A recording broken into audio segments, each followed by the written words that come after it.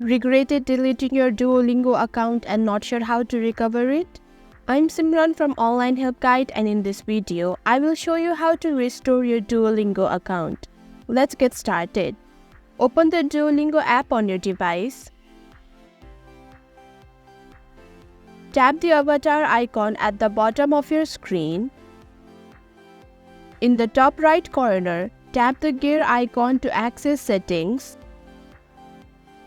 Scroll down to the bottom of the page and select Delete Account.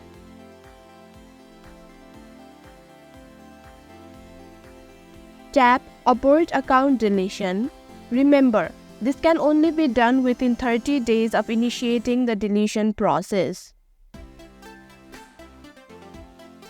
Confirm your action by tapping Abort Account Deletion again.